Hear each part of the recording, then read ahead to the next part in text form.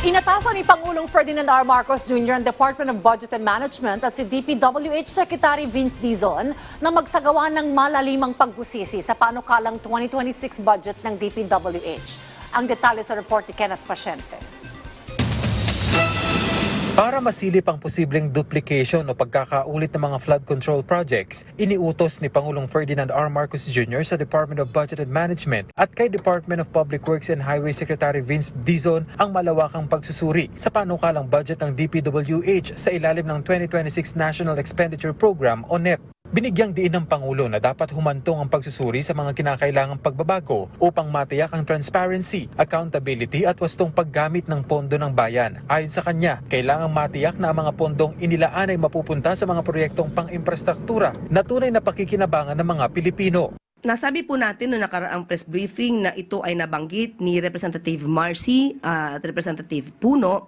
So doon lamang po kumuha pansamantala ng impormasyon ng Pangulo at ang DBM.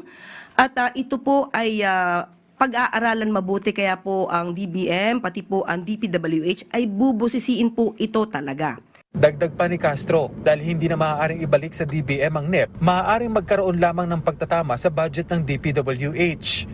Kung totoo bang nagkaroon ng mga duplication, nagkaroon ng insertion, dapat po kasi matanggal ito through errata.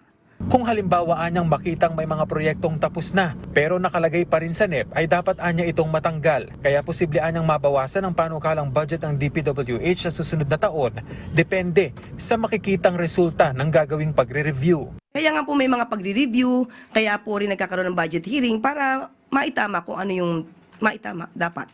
So if ever there will be a reduction in the proposed NEP, sa DPWH lang po?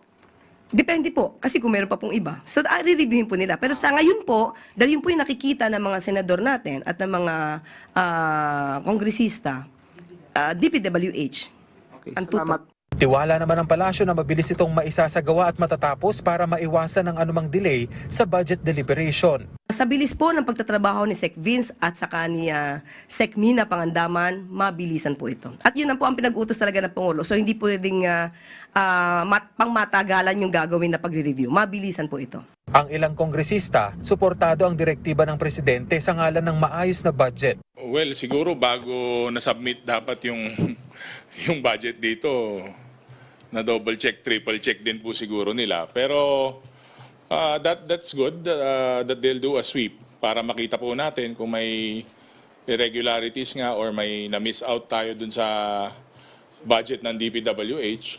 Si DS Puno, meron talaga siyang nakita, sina Congressman Teodoro, may nakita silang nag-uulit hindi ba, na mga line items. And ang totoo, the burden of this particular review is on DPWH and on the DBM. So, okay, pag-aralan ho nila, walang problema.